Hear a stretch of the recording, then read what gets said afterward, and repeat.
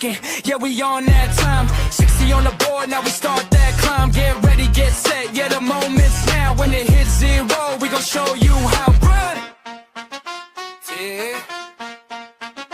Yeah, 50 seconds, feel the energy rise. Heartbeat fast, yeah, you feel that vibe. Lights get bright, yeah, the stage gets set. We ain't even started, but you ain't ready yet.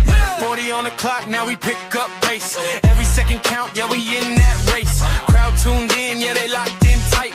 Whole room buzzing, yeah, we taking flight. Yeah, 30 seconds left, now we turn it up. No slowing down, gotta fill that cup. Energy peaking, yeah, it's building fast. Blink one time, might miss that blast. 40 on the clock, yeah, we feel the heat. Baseline knocking, got you out your seat. Hands go up, yeah, we ready to go. Whole vibe shift when we hit that flow. 10, 9, feel that energy climb. 8, 7, yeah, it's almost time. 6, 5, yeah, we live right now. 4, 3, let me hear that crowd.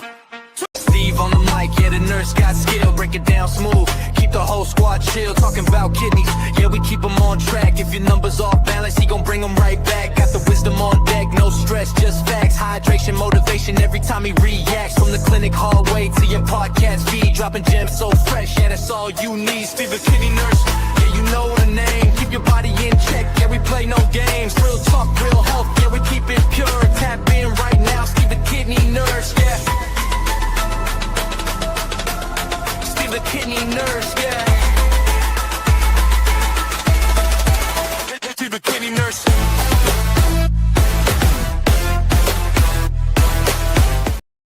What's up, family? Welcome to Dialysis in Life with Steve the Kidney Nurse.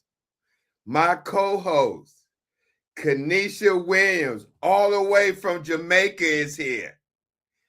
And our guest, Sherwood Woody Mitchell. Tonight, we're bringing you a powerful conversation with a true kidney warrior who has shown strength, resilience, and purpose through every step of this journey. We're talking real life, kidney failure, transplant, dialysis, advocacy, DJing, and how he keeps pushing forward no matter what. So get comfortable, tap in, and let's get into this amazing story. And for many who don't know, I interviewed our guest years ago, back in the early part, I believe, of 2019 or late 2018. So it's been almost 8 years since he's been back. All right. But before we bring on my co-host Kanisha and Woody, we got to do the medical disclaimer. And let me give you the medical disclaimer, because we know we don't want people thinking we giving medical information.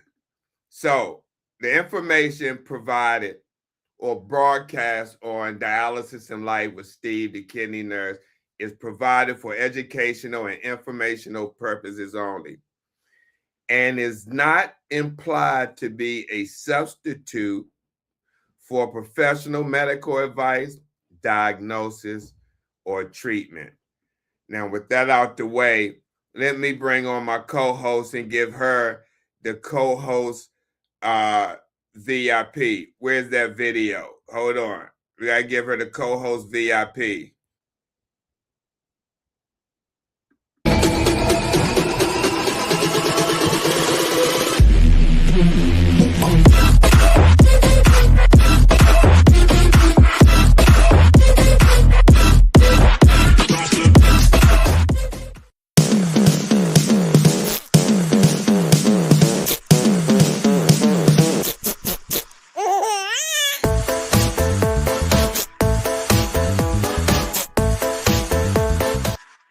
Hey, Kanisha, how you doing? Hi, Steve. I'm good. How are you? Pretty good. It's been a week since you've been on the show. And Yes, it has. So how's everything? How's everything going with you? Everything is going great and all of that. How is it with you? Oh, everything is well. Just taking it one day at a time, and just like everyone else, just been working. Okay. Thank you for Yeah. having me Oh again. yeah. Absolutely. Thank you for coming back. Okay. I appreciate you being here co-hosting with me. Okay. So, feel free if you have any questions, jump in. Feel free to do that. I Okay. have a set of questions that I'm going to be asking Woody. So, whenever you want to chime in, you do so. Okay. Okay, no problem. All right. All right. So let's welcome Woody to the show, ladies and gentlemen. Let's give him the VIP intro as well.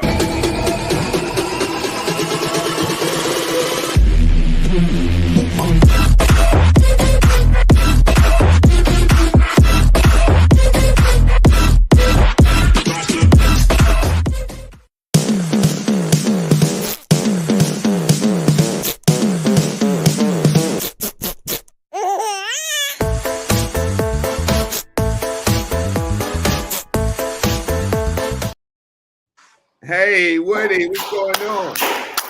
You, my man, you come a long way since 2017. Oh, it was 2017. Okay. Yeah. Wow, that's So almost like almost 9 years. yeah, I remember you sent me the shirt when you first started, and we had the show. It was a Sunday night, and Right. we just talked about the different things and being on dialysis. Yep. And you're the man now. I wish, man. I You wish. the man. Man, I push you 3 times a week when I do my radio shows. So I got I even got a shirt set up on my bonfire for you that you buy a shirt, you go to bonfire dot on my links, the bonfire Woody Warrior shop. You get the urban health radio t-shirt, and I think it's like 20% of the proceeds go straight to you. I don't get Oh nothing. man, It's I all appreciate you. that. You got a check already. I know you got one. I'm just Right, messing right. with you. I Wow, know. wow. And Yeah, thank you, yeah. man. But I've been doing that for you since we started. Yeah, Yeah, yeah, yeah. I'll keep pushing it for you. yeah. You Thank do you, good. brother. You I do good appreciate work. it. You So, do so good work. look, your journey with kidney disease has been long and intense. When you look back at the last 16 and a half years, what stands out the most to you? Um, hmm. Taking things day by day. Living in the moment, enjoying the moment. When you having rough days, you deal with them. You have good days, you enjoy them. But this is my approach. I just take it day at a time because at first I didn't want to accept it. Then when I did accept it, I made sure I did everything to live and make milestones, the different things you want to see, like a graduation or a cousin getting married or anything like that, really. Mm-hmm. Mm-hmm. And just listening to nurses like you, being my main thing is being your own advocate. Learn what they do. Just don't go in there and sit for 2 hours, 3 hours and chill and do nothing. Learn what they do to educate yourself and to make it better because it's your life. Mm-hmm. So, what part of that journey has shaped you the most? Mm. Getting a transplant and then losing it because Talk about that. when I got my transplant, I got it in 2016. I lost it in 2017. And it was through no fault of my own, but I got a biopsy and the biopsy showed that the kidney was still going bad. and I ended up bleeding out with the biopsy. But it taught me to just stay strong no matter what. You go through the highest of highs and the lowest of lows, and it just humbles you how, it's a blessing that you get the kidney, but it's only another form of treatment. Dialysis is one form, transplant's another form. And you have to treat it with the same, let's see, you got to treat it with the same graces and tenacity to live. I don't know, Steve. I just want to live. So I do what I need to do. Right. So let me ask you a question. During that time, was there a moment you felt like, I don't know if I could keep doing this? Man, there's plenty of days. I've been to many of my friends. There's days I don't want to do this. I don't want to do it. But my will to live is stronger than my will to give up. I play music. I advocate as much as I can. I talk to people. I just try to keep moving forward, man. That's all. Right. That's it. Every day I wake up is a blessing. That's the most humblest way I can say it. Kanisha, you wanted to ask something?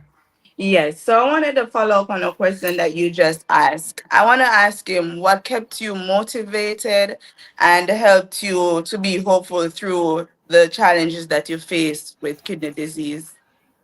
Family, friends, my personal drive to want to live. Just I got grandkids. I have 3 kids. I got good people in my corner that is not going to let me give up. This is and my faith in God. Okay. So also you were saying that you didn't want to accept that you had kidney failure. What helped you to accept that? How did you go about moving on past that? Yes, I had kidney failure. I spent 2 months in the hospital, and I realized how serious it is. I mean, I knew, but the reality of it, because I always worked and I always took care of things, and I just figured I just work and work through it. And I just my will. And another thing, my aunt had kidney failure, and we had the same doctor. And she told me that the night that I found out my kidneys failed, that how my aunt was, because my aunt didn't listen. She just went to treatment, did whatever, ate however, and she only lasted 5 years.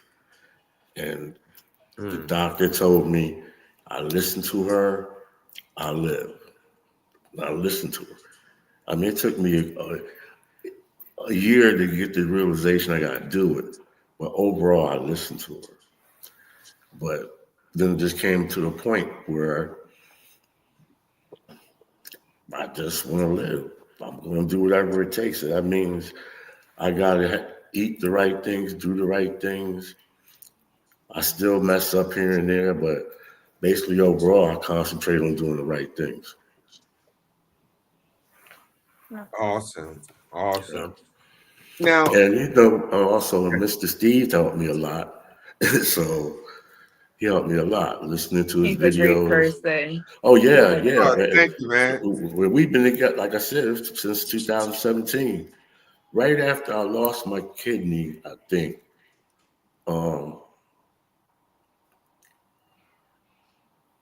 Right after I lost my kidney, later on that year we started talking. Because I would see his videos, he'd be in Baltimore, and I went to Job Corps in Baltimore. So I was like, oh, I know that spot. And he'd be talking about how kidney clinics are popping up everywhere. They pop up like popcorn, man. Yeah. They took over this country. I'm at a Liberty, a Right. big Liberty, and right catty corner to it, up the hill from me is the Vita. So I mean, they're everywhere. Just Yeah, that's you know, unfortunate. Unfortunate. yeah. But Woody, you pushed it. huh? Look, you go ahead. Sorry. Oh no, I was just going to ask you, take us back. I mean, I know you just talked about it, but you had a transplant in 2016 and then it Hmm. failed after 4 months. Can you take us back to that time? Like, what were your feelings when you got the transplant, and what were you feeling when it failed? When I got the transplant, I was happy because the hospital in this city re- rejected me, and I went to the University of Philly, which is about 85, 95 miles east of here. And I went to the University of Penn, and it took them a year, and I got the kidney. I got the kidney on my niece's birthday, September 9th. They gave me a note. They gave me the call that day, on the 9th. My niece and my older brother's birthday that passed away. So that day was significant to me. And I got the kidney. I went to Philly. We went to Philly, and I waited about 4 hours for the kidney. It took about 11 hours to put it in because I had a lot of information. I woke up, it was September 11th. I remember that. And I was happy. I was happy. I was happy. I did everything I was supposed to do.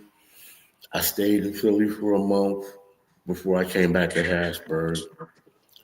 I did everything. And just, I was getting sick again.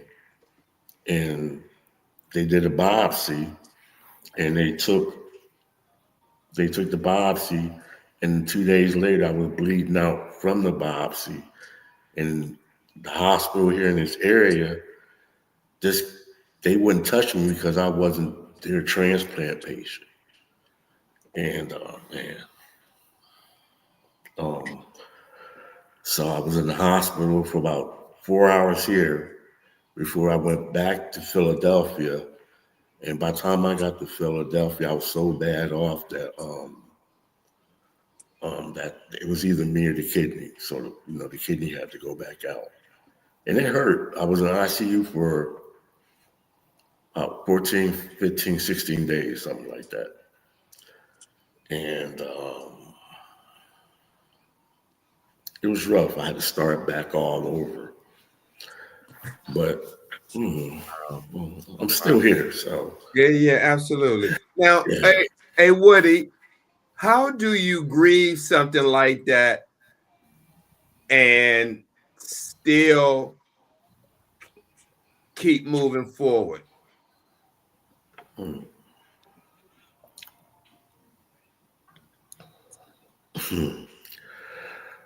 Um, my belief in God, first of all, um, my love for my family, um, the stubbornness to want to live, um, my mom's will to keep moving forward no matter what. And wow, that's a good question, Steve. It took a while. It took a while. I'm still kind of grieving from it in a way, but that's why I get so much into music and DJing because I did it when I was young and I stopped because I had to adult. So to me at that time, I had to work to make a living. So DJing became secondary. So when I got sick, my good friend, he's a real good DJ, he just kept pushing me to go back into doing it. And I've been doing it ever since. And this is what I live for. I live to play music, see my family grow, see other people grow, just especially with you. Anybody that knows me, I promote you, I think, more than I promote myself. But man, thank Yeah, you, man. I ain't no, I'm bro, I honored, don't, man. Thank you, no, bro. Anybody you can look, people that's on the live that may know me and know you, you can tell I push you. Remember I asked you for a drop, I asked you for another drop. I Yeah. I I I push you, man, because you passed the word. Man, You do I it. truly do appreciate that because I had do sometime when I come in your live, I see that picture you have of me. Oh, it's more than the picture. It's your drop. I speak about it. Like I said, I do the thing with the t-shirts for you. It's you. I mean, you pushed me into promoting harder for other people to know there's still a life after kidney failure.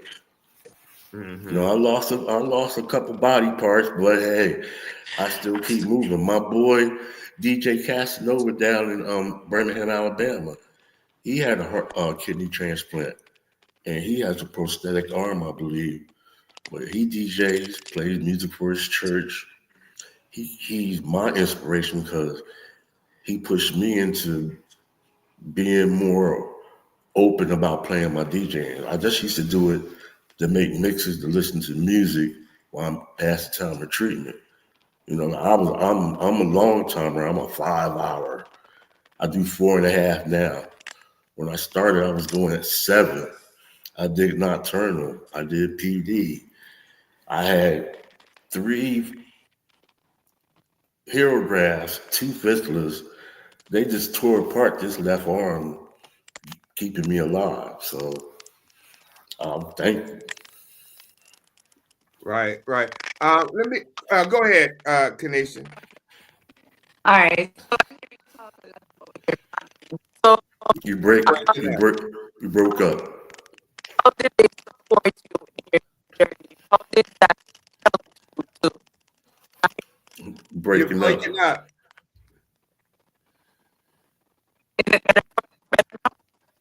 No, it's your mic. You're kind Your of mic. breaking up. is it better? No, you No. may have to sign off and come back.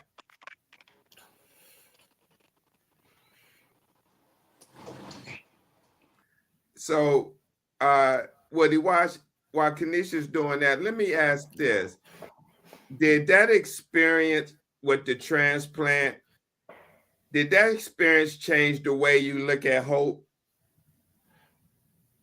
No. Hmm. I'm not that type of guy. I'm built too strong for that, bro. No, I don't give up on no hope. I Right. keep, I just keep moving forward, man. I'm like that old car you never want to get rid of. You just warm it up and keep driving, keep putting oil in it.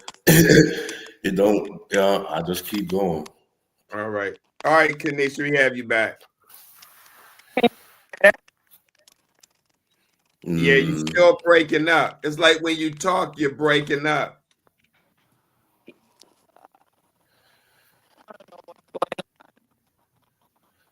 How's your signal?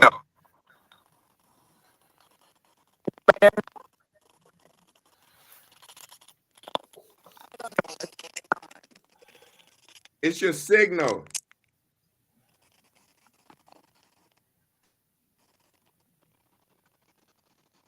So,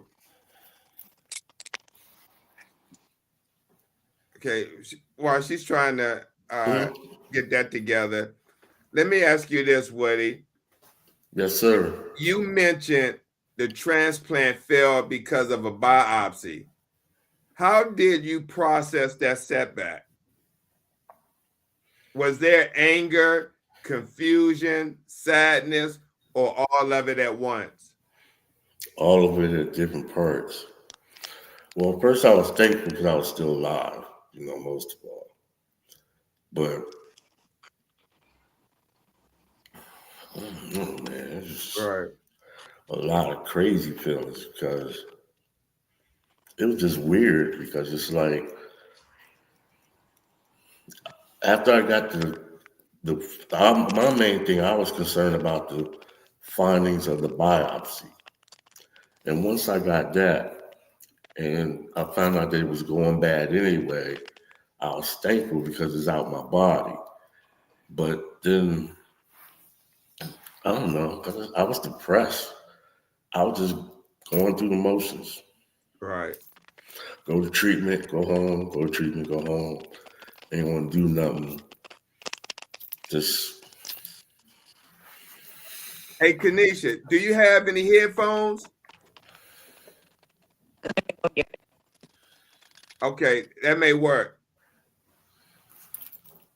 So yeah, I can imagine like a multitude of feelings you may have been going through experiencing that. Um, how do you keep from letting a setback like that define your whole story? I guess because I'm still here. I'm still rolling. I just believe in I keep waking up and I keep showing and I keep going on air and I keep being there for my family and I keep enjoying life the best I can. And I try not to let it be the bigger part of me. It's just one small part of my life. You Okay. know, you grew up in Baltimore. We keep Oh, I grew up moving, in man. DC. Well, I yes, even more. I went to school in D.C. I was at the culinary school, Washington D.C. That's where I got my chef license from oh, okay. back in the '90s. Yeah, I know about all about D.C. there, buddy. I know. Mm-hmm. So yeah, we don't even need to go no further. Keep keep moving. Right, right. So what did you have to learn about yourself after that?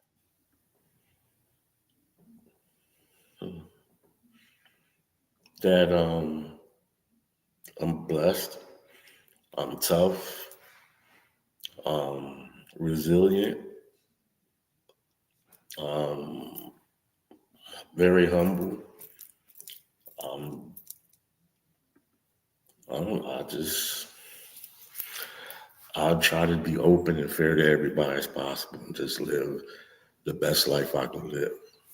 And if it helps, if playing music helps one or two people or three people or four people feel better about going to treatment or making sure their labs are good or they come to you and they talk to you, I'm happy.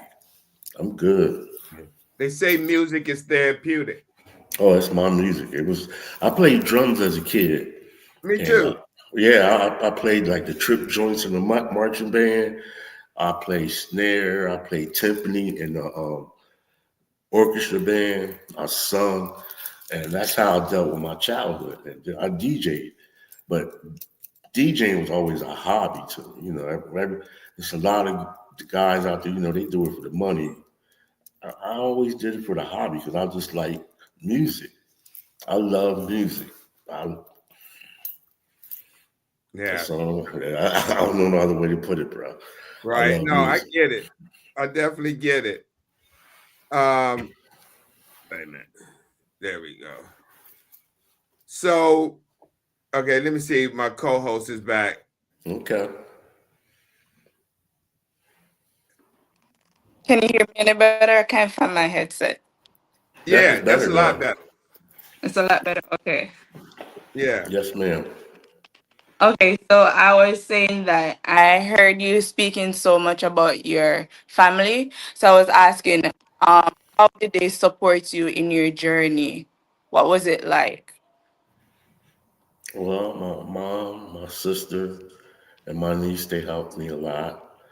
Um, my youngest daughter and her mom, that's my crew. They help me with all my stuff. Just overall, all my extended family, everybody, you know, friends, my class, Harrisburg High, class of '82, the Cougars. They they raise money for me. They help me. They support me. They talk to me all the time. Um, all my Dialysis friends, people I talk to in the different groups I am. We all know, especially my Dialysis friends. My kidney warrior friends. they know what you're going through. I know what they're going through. We understand, the pressure of being on dialysis and how people, you find out who's really in your corner. You find out who's really down with you. And that's the thing about it. It's more mental than anything because you got to do, it's like that movie Groundhog Day. You're doing the same thing every day, every 3 days, every 2 days. You're doing the same. You on PD at home, you got to do it on it every night. You at the center is, Monday, Wednesday, and Friday, where you at? Tuesday, Thursday, Saturday, where you at? Like the mail, rain, sleet, snow, don't change.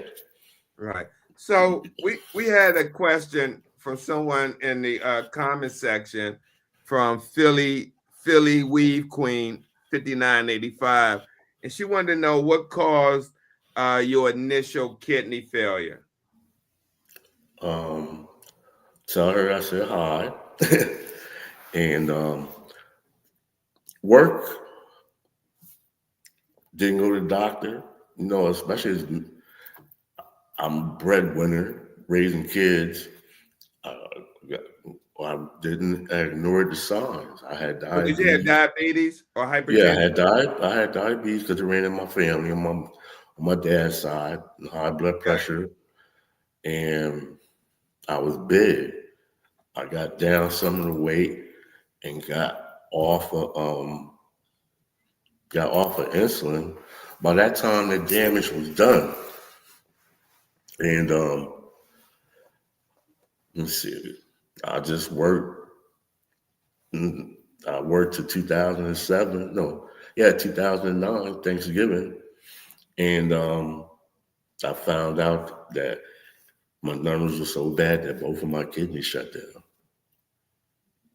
I literally worked myself to death almost.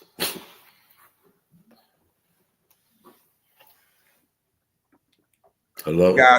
Got you. Yeah. Yeah, but it was high blood pressure, the food I ate, and then the high blood pressure led to diabetes, and that led to the chair. So Woody, Yes, sir. you just mentioned it. You've been through 3 fistulas and 3 grafts. hmm What has that physical journey been like for you? Well, I'm left-handed, and they couldn't get blood.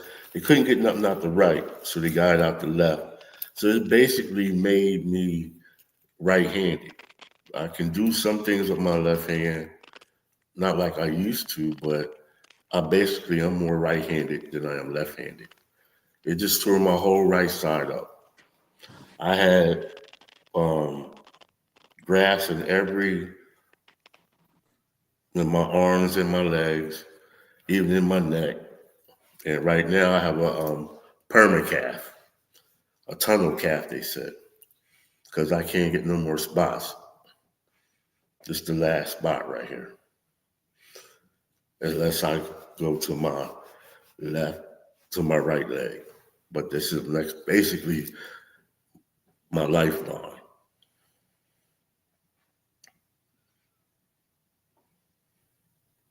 I can't hear you, Steve. Okay, Oh, there you go. okay. Yeah, I'm off mute. So I said, I know Kanisha may want to ask you something, but let me ask you this. Having that catheter, you hear a lot of people say or try to convince people to get catheter out and get a fistula in their arm. And some people may not be ready and they say, oh, you're going to get an infection.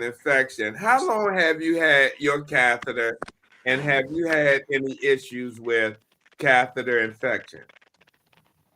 I had issue with catheter infection before, but my unit my unit stays pretty much on top of it.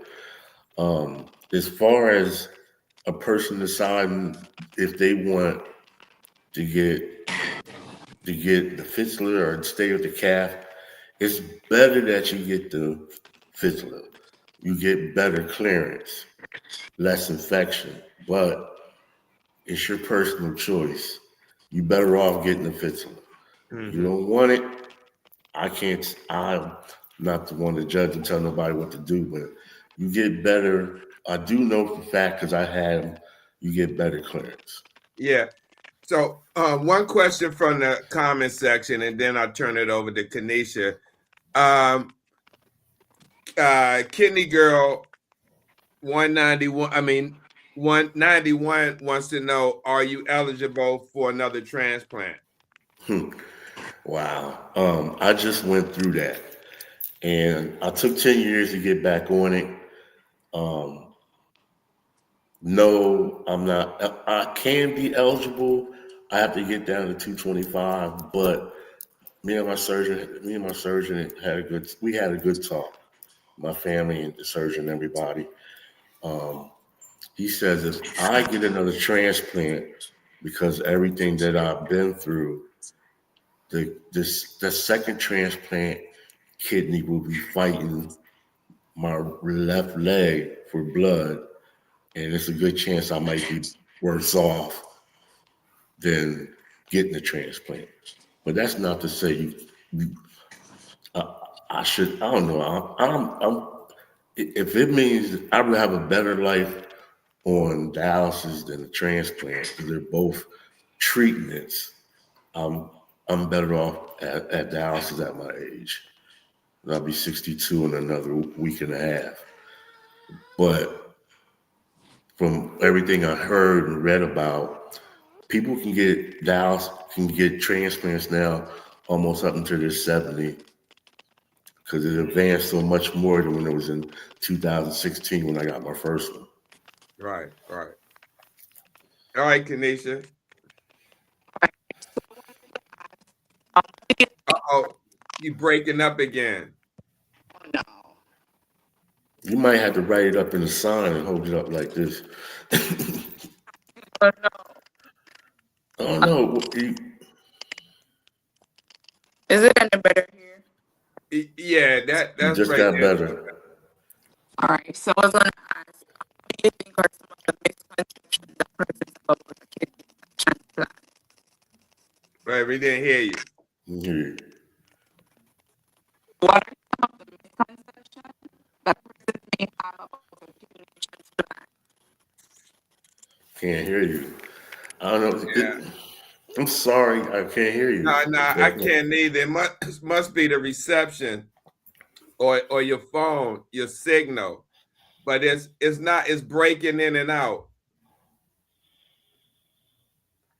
Maybe if you try to go to another part of your house, or she's trying to do something with it now.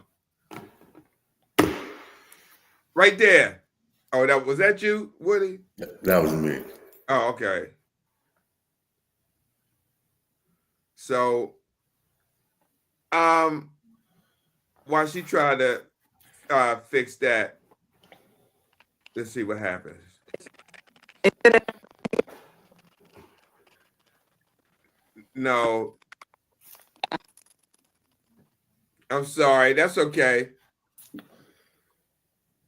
So while she's trying to straighten that out, how has all that affected your body with those hero grafts and the fishes? How has that affected your body and your everyday life? Well, I move a little slower. I have a lot more shoulder pain. Let's see.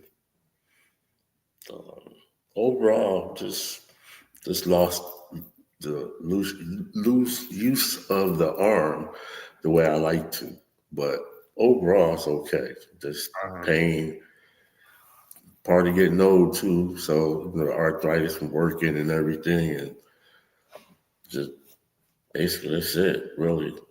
Um, Overall, I'm good for my age. I could be better, but I mean, as far as like it wore my left hand out, my left side out Mm. pretty good. Yeah. All right. Kanisha, You got to unmute. Yes, you hear me? Yeah, I you think still we're got the there. crackling. Okay. So my question was about what are some misconceptions that persons Yeah. You don't have earphones? She don't. Yeah. Yeah, they work a lot better.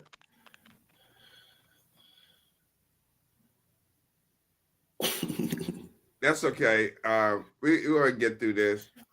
Um, so we had a question. She said, "What advice would he have for diabetes?"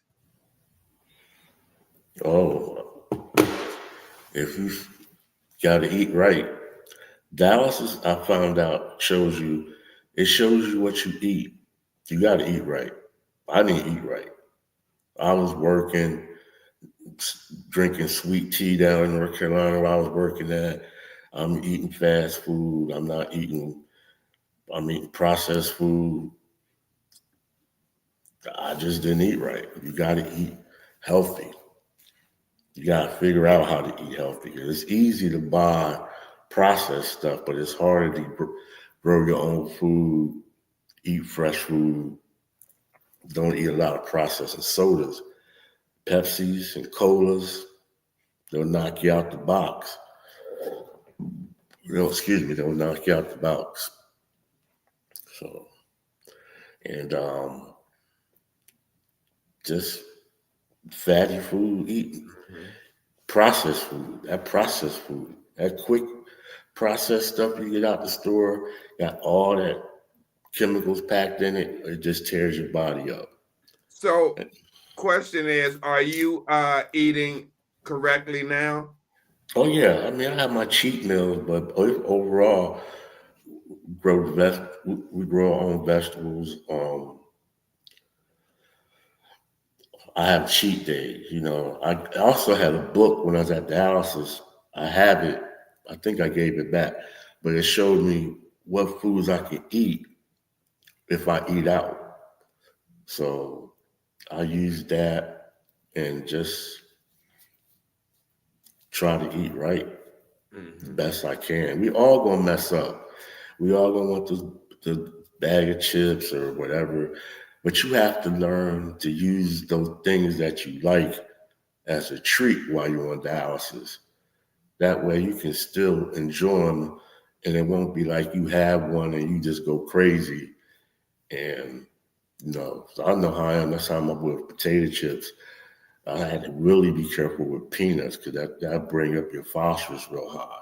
I couldn't eat just one peanut. I'll eat a whole joint of them, just a bag of them or whatever. And next thing you know, somebody like Steve come by and say, well, man, your phosphorus was 6.8. What you gonna do about that? And I'm like, what you do? Well, peanuts. I know it. You have to learn Take your binders. Yeah, take them binders and everything you tell us. Everything you tell us. But you gotta it's a lifestyle. It's like it's a whole lifestyle. Some people, I remember this man we used to do nocturnal. And his brother would come in, his brother would bring him all kind of Burger King and McDonald's in the middle of the night. He eating 2 and 3 Whoppers while he's on the machine. Nurse would be mad at him, but you couldn't tell him nothing because that's what he wanted to do. Then the machines only go up to 9.9. Let me tell you something. Technically, that nurse could have took him off the machine. Right. She could have took him off for not following directions of, eat 3 Whoppers on the machine. Yeah, well, I'm just saying, he always he always got a bag brought into him, But then in the middle of the night, he'd be cramping and crying and hurting. Right. Yeah. Let me check back with Kanisha, see is her mic working. Oh, wait a minute. What are some of the misconceptions? Okay, so thank you. So Kanisha wanted to know what are some of the misconceptions persons have about kidney transplant? Mm. The biggest misconception is a cure. It's better than dialysis, but it's not a cure. That's the biggest misconception I have, what people have with it. Because then they don't tell you, if you look it up, which I did after I got my kidney, that 20 to 40% of transplants fail for different reasons. But it's not a cure. You gotta make sure you take them pills the rest of your life and take, with your immune system being lowered, you're susceptible to other things. And the biggest thing is taking pills. And some people, I know people that had their transplants 10, 12, 13 years. And then all of a sudden, they have to get another kidney. They have to start all over. And I know people that got 3 transplants. I know a lot of people that got 2. It's the individual. It's your will to live. Some people get, you hear people like, I stroll through TikTok and I just listen to people. Some are a lot are positive, but you got some, they're just venting, but they complain about being in the chair. Or I hear people at my clinic, man, I just got to get these 2 hours over with. But you don't understand, it's 2 hours to keep you alive to see somebody or to do something, whatever like that. But transplant is, because I was only on it 4 months, I can only go from my experience. It was a good experience. It's just that I was fortunate to have it for 4 months, but in the end, it is what it is. It was going bad. I would have been back in the chair anyway. So it's not a cure-all. That's the thing. It's better than being in the chair. I give it that, but it's not a cure-all. So you still gotta take care of yourself. You still gotta do the right thing. You can't get the transplant and then decide, oh, well, I'm gonna go back to drinking Pepsis, and you can drink them, but you still gotta be aware that if you don't take care of that kidney, it's not like you get a brand new one. It's not like they go to the shelf and they give you a spanking brand new one with 0 miles on it and you good. It's still a used part that can go bad at any time. And it's not a cure-all. That's the biggest misconception I have with it personally. Right. So let me follow back up with when we was talking about the access surgeries. What do people not see when they look at someone going through access surgery after access surgery? I mean, how do you mentally prepare for going through something like that more than once?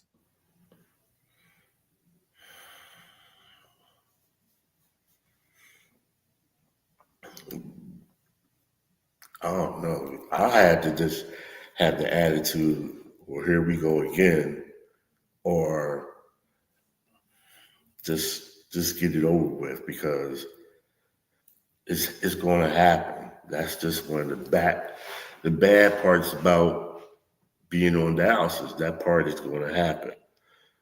Your access is going to fail. It's going to get clotted. It's going to get infiltrated. So the sooner that you understand that, and mentally in your head just gets like, okay, here we go. It's like bad. I don't know. You know it's coming. You do everything you can to make sure it don't happen, but don't get so mentally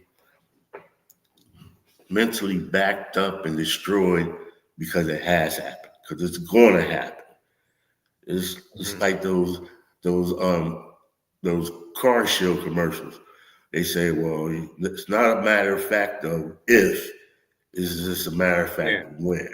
Mm-hmm. And ain't nothing you can do about it. The best you can be you can treat that thing like gold. You can wrap it in bubble wrap, tape, whatever you want to do. But one day it's gonna happen. Right. And Kanisha, just I'm sorry. I was just going to tell Kanisha if she has any questions, you could type it like you did the last one, and I'll ask Woody. All right, Woody, I hear you. I hear you. Let me ask you this because we're kind of coming down on time, but we're going to go over. okay. We're going to go over a little bit. But what has dialysis taught you about yourself that you may not have learned any other way? Hmm. It made me a very humble person. And it's made me learn to appreciate everybody's situation, from the nutritionist to the doctor to the next patient next to you. Um, it just taught me to walk through life with a sense of enjoyment and inner happiness for everything that I see and do. You know, man, you don't know, Steve. Since I've been on dialysis, I faced death, I know, at least good 4 or 5 times, with a transplant, without the transplant, just living life. Just I faced death, I know, at least 4 times. And every time I've been blessed to walk through it. And dialysis teaches you to, I don't know, it taught me to be humble and think about people. And one thing is really, I'm not no political crazy person, nothing like that. But it taught me to understand. I don't understand racism because every color sits in that chair. You know what I mean? I just don't understand it. But every color ends up in that chair. God made us so that we all have the same body parts to give to each other. And I don't understand why people dislike each other, because I see every different color of people sitting in a chair. That's it. That's my outlook on things. That's Okay. part of how I feel about it. And like I said, I'm not a political person, nothing like that, but I just don't understand why people feel that way, because anybody can end up on dialysis. Ninth leading cause of death. Am I right? Am I right, Mr. Belcher? Yeah. Yeah, so everybody, I see so many different people come in and out these clinics in the last 16 years. And you can't be that way. It don't make no sense. Right. So, that's my personal feeling. But Mm-hmm. Kanisha wants to know, looking back on your journey from diagnosis to transplant, what are you most grateful for? um, the people that took care of me, I've been blessed to have good people take care of me. I've been blessed to have a strong family, a strong base, friends, even some enemies that you just know. I'm just happy, man. And nobody's gonna knock me off my square. I'm happy. I keep stress at a minimum. I stay forward thinking as possible, and I just love life. That's all I can do. Mm. Especially my next one. Oh, okay. Okay. But That's yeah, all I right. just I always try to laugh and have fun, and just I don't let nobody mess with my swear. That's it. Right. Life is too short. I love life. That's Um, what has dialysis taken from you, and what has it given you? well, like I said, it gave me. I worked all the time, bro. I was like, um, I worked 50 jobs. I'm a grinder, So it taught me that no matter how hard and how much you work, when it's time for you to sit your butt down, God's gonna make you sit down one way or the other. And it, it took. I don't know if it was what it took from me. I mean, just mobility, um, depending on my depending on myself a lot, and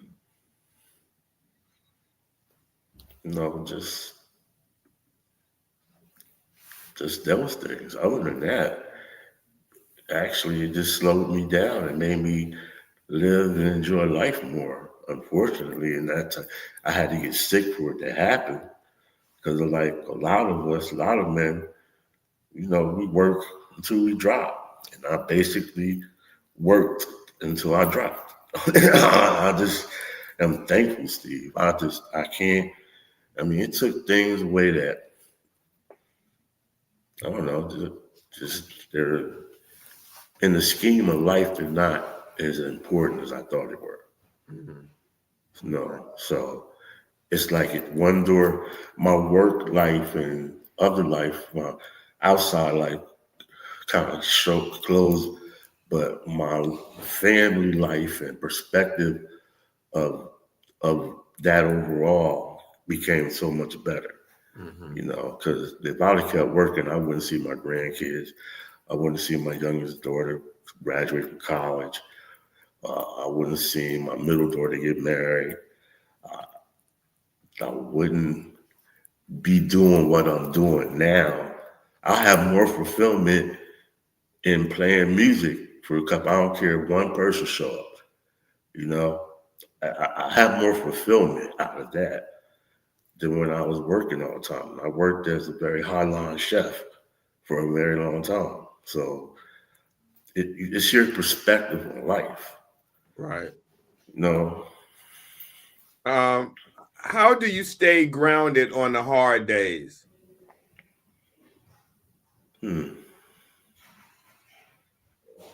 hmm. I just music. I go down and play music. I go to sleep. I talk with my people, my family. I just try to nip it in the bud.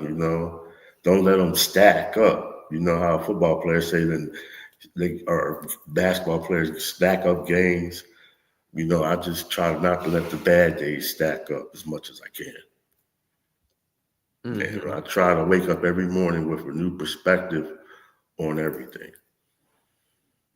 Right, right, right. Let me ask you this, Woody. You also give advice to your fellow warriors. What kind of conversations do people usually bring to you?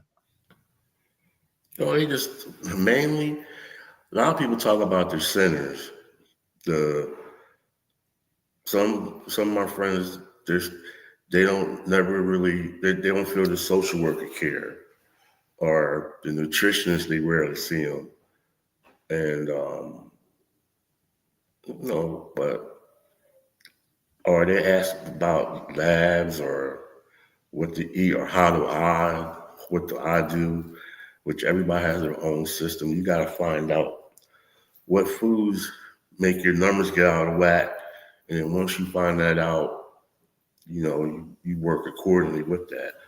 Um, some people just have fear about, oh, I got to get another, fistulogram again. It's just like listening. Just everybody want to be listened to, you know, and about their their deal with it. And you try to offer insight on how to get through it or how you get through it. Because these days I want to deal with it. It's not like I run around happy go lucky. There's days I don't want to go to treatment. I don't want to get up at 4:55 in the morning, wait for the bus. I don't want to ride all over the city. I don't want to wait, sit in the chair. I want to get it over with. There's days I don't want to do nothing, but some days I just go and I go to sleep. You know, I mean, you got to get yourself mentally. It's like a mental fight with yourself. You got to get yourself ready for your battle. You know, and everybody has their different ways. Some people vent, some people curse about it. You know, some people they do whatever they do. You got to find what makes you, what keeps you going. Anybody, you got to find it. That's the only way you're gonna make it. Because I thought I put in a long time, but the more and more I stroll through TikTok and different social media, you got people who got 25 years in, 30 years in. I'm like, I'm a pup. I'm a teenager with it.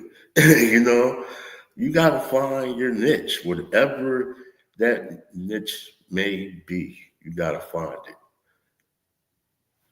it. Mm-hmm. Yes, Mm-hmm. sir. Kanisha, you had another question you wanted to ask? All right, she's typing in a question. Okay. Let me get this. If you were to speak to your younger self when you got diagnosed, what would you tell him, preparing mentally and emotionally to your younger self? So what would I have told myself to stay Yeah, off of dialysis? if you were able to speak to your younger self when you got diagnosed, what would you tell him, your younger self, preparing mentally and emotionally for the journey you're about to embark on? Well, first I would have told my younger self, you should stop drinking all them sweet teas while you was in the kitchen working. The first thing I would have said, because I was a sweet, I was working, I worked in a lot of country clubs in North Carolina, making, most of my time as a chef. And then, Carolina sweet tea is a thing. And I drank it like it was water instead of drinking water. That's the first thing I would have told myself, younger self. But I would have told my younger self to stay strong, be humble, and think about others more than what you're just going through. And think about your family and your true circle of friends. And just this is another journey, and just keep moving forward. That's what I told my younger self. Got you. Got Yeah. you. We have some Leslie said, I understand the sweet tea. I'm addicted. Mm, Yeah. mm. I don't even want to think about it. I'll be going upstairs and trying to make some. Yeah, I used to, I worked in country clubs down south, and people that are familiar with Southern country clubs, I worked a lot of like 20, 18, 16-hour days, and sweet tea is just there for you. Yeah, so I know that feeling. Yeah. Mm-hmm. So I'm gonna ask you a couple more questions, then we're gonna wind it down. Yes, sir. How do you keep your spirit up when your body is going through too much? Like, what does a hard day look like for you emotionally? If I have a rough treatment and I have a hard day, I'll just go sleep. I'll go to sleep. And I think about, I use my shows I do for motivation. I'll think about music. What music can I dig up? What music can I do? And I don't mean to keep harping about it, but that's what keeps me going, because I know I've built up a good following, and I want to stay consistent. And it keeps my mind thinking, because you got a lot of time when you're sick. when you're sitting in the chair, you have a lot of time to think with yourself. And I think that's the hardest part about the dialysis. That's the hardest part because how much time you think about being on dialysis. You spend your whole, once you get out of treatment, you're tired, but you want to eat something, but you don't have no appetite. Your body hurt. And people just think you go sit there and you just, oh, you chilling. Oh, yeah, okay. But the machine is pumping your blood out to be cleaned over what 400 or 500 times, or not one. I think he told me like 120 to 130 times, if I'm right. You know better than me, but your blood is being recycled out your body and back into your body, and that wears you out. And they're doing it in 2 hours for some people, 3 hours for some. I do 4.5 hours. You got 3.5 hour people. That's hard on your body. You don't feel like doing nothing. You want to go do stuff. You don't feel like it. It's like when you're having a bad day, I just want to get in a corner, go to sleep, let my body rest until I feel strong enough to get up and start going again. Because I know on Tuesday and Thursday and Saturdays, they're my off days because I'm a Monday, Wednesday, Friday person. When I get up Tuesday morning after Monday, I'm good. Thursday morning, I'm great.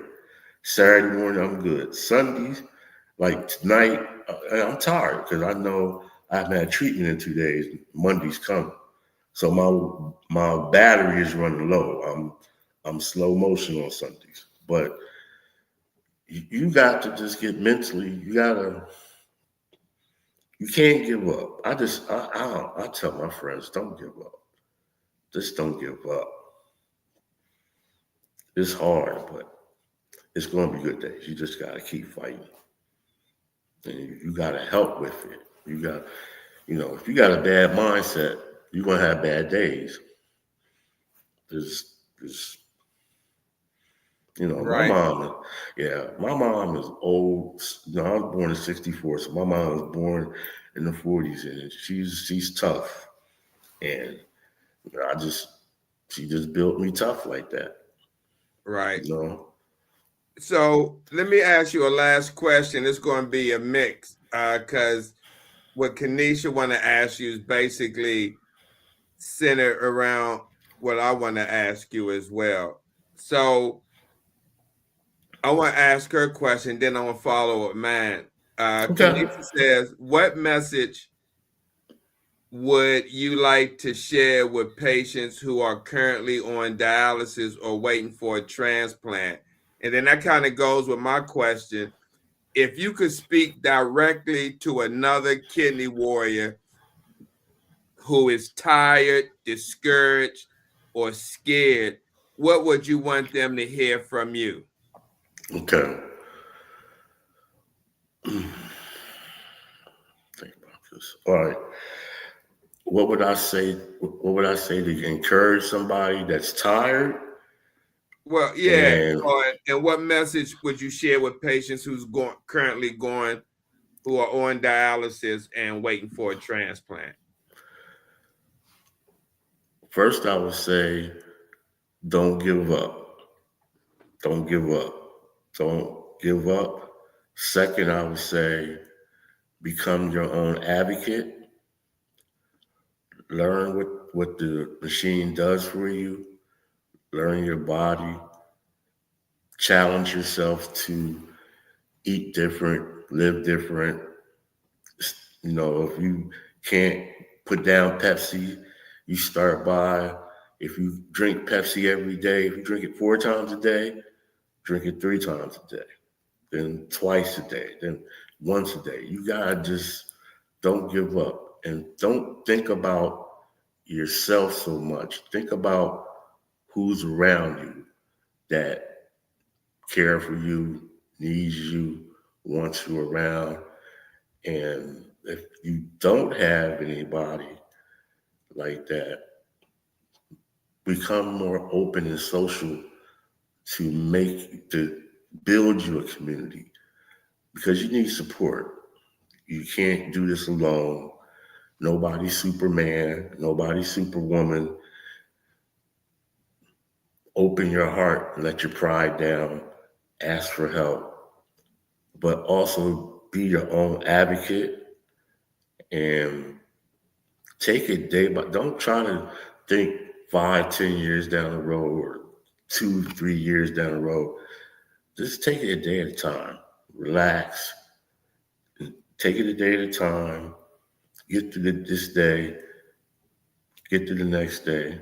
Stack more good days than bad days, and whoever or whatever you believe in, just have belief and just try to live the best life you can, no matter what.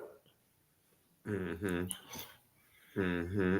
Leslie said, kidney girl Leslie, she said, one day at a time. Sweet G. Yeah. Yeah. Um, so we, man, at the end of the show, actually we went over 15 minutes, which is cool. This was a great conversation. Um, Woody, I wanted to thank you. First of all, Kanisha, did you have anything you wanted to say before we close the show? See if your mic is working. If you can unmute yourself.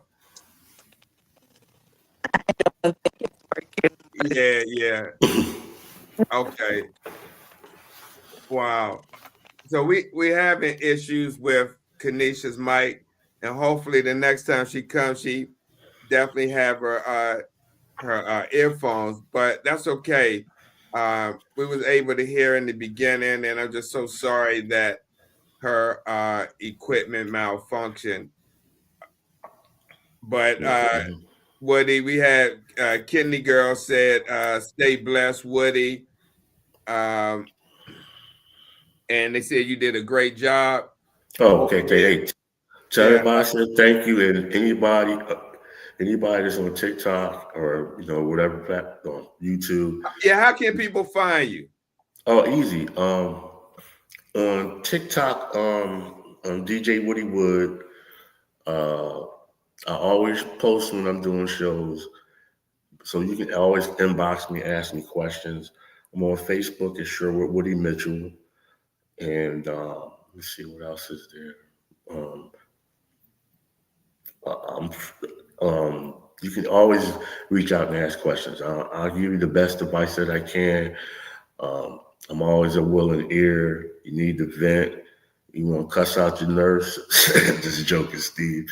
If you want to fuss out a tech or something, I'm just playing. You can always talk to me because I understand it. I empathize with you. I'm not here to try to preach to you and tell you you shouldn't do this, you shouldn't do that. And check out my shows Tuesday night, 7 to 9, here on TikTok and Mixcloud. Thursday 2 to 5, I'm here on TikTok, and also Saturday nights 6 to 8. It depends on how long I'm gonna play, but through the music, I'm always willing to talk. Just hit me up in the chat. I'm available. So Yeah, definitely. If you like old school. music and go to a platform and chill and listen to some good music, definitely check out DJ Woody Wood. Most definitely. He be playing some great music. Yeah. Yeah. I'm just trying to make people relax because it's already touched to what we do. Mm-hmm. You spend your whole day worrying about if you eat something. Oh man, is this going to make me sick? Or you need a spot to unwind and just forget about the troubles of being on dialysis. That's my whole purpose. Like you educate, I try to relax. Right. And I wish you luck in everything that you do. Excuse me, brain fog a little bit, but I wish you luck in everything that you do. And Steve, me and you, man, we go way back. You're my boy. You're my dog. I love what you do. I support it 1,000%. Thank you, I brother. stay. Yep. Hold on. I got a comment from Kanisha. She said, she was saying, thanks for having me. Thank you, Woody, for sharing your strong and motivating story. Warrior Woody, I know a lot will be inspired to be strong and be hopeful because of your story. And Also, yeah, absolutely. Oh, most definite, man. Most definite. Because, hopefully you're going to have people re-seeing this broadcast. right. And Nora. Okay. Right. Nora's on here. Novocaine. Thank you, yeah. Novocaine. And I know that you're one of the biggest supporters. Mm-hmm. Yeah, we help each other. We gotta just stick together, talk to each other, push each other. Sometimes you gotta fuss at each other. Hey, you ain't doing it right. Or you figure out what's going wrong, because a lot of centers, and you talked about this, Steve, a lot of centers are short-staffed and it's hard to get people to stay in that field. And some centers, some of them, unfortunately, don't care as much as other centers. So you gotta stay connected with everybody and talk and make sure they stand up for their rights and advocate for themselves. That's why I always say, you gotta advocate for yourself. You have to. I agree with you, brother. 100%. Right, well, thank you. Well, yeah, thank you so much for rocking with us on Dialysis in Life with Steve, the kidney nurse, Kanisha Williams, my co-host, and our special guest, Sherwood Woody Mitchell. We hope tonight's conversation inspired you, really encouraged you, and reminded you that even through the toughest battles, as you've seen with Woody, you can keep going on and keep shining. To all the kidney warriors watching and supporters, stay strong, keep fighting, and never forget that your story matters. Until next time, family, this is Dialysis in Life with Steve, the kidney nurse. Again, thanking my co-host. I'm so sorry about your equipment, but that's okay. Next time, we're going to have it right. Woody, we appreciate you. Keep doing what you do. And I'll be seeing you on the on the TikTok streets. All right. And much love, Steve. Thank you, Kanisha. Yeah, hey, Steve. Look, we're in this together, bro. Thank you for what you do. All right, I appreciate you, man. And have a good night, everybody. All right, thanks. Good night, everyone. Steve on the mic, yeah, the nurse got skill, break it down smooth. Keep the whole squad chill, talking about kidneys.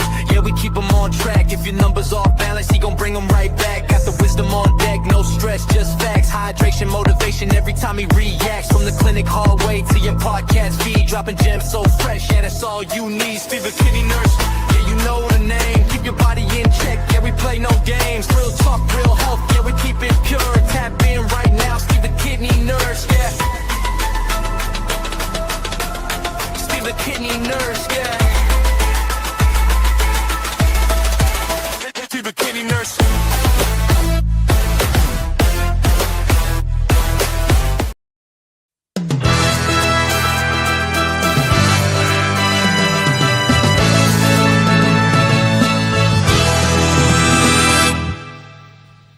Hello, I'm Darren. We have breaking news. More than 600,000 Americans have kidney failure.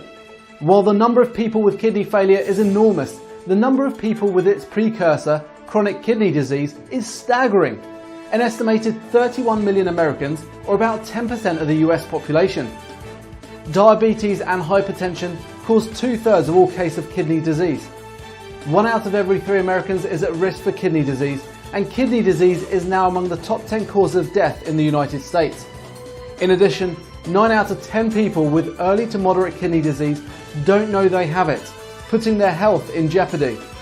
Are you at risk? For more information, contact urbankidneyalliance.org.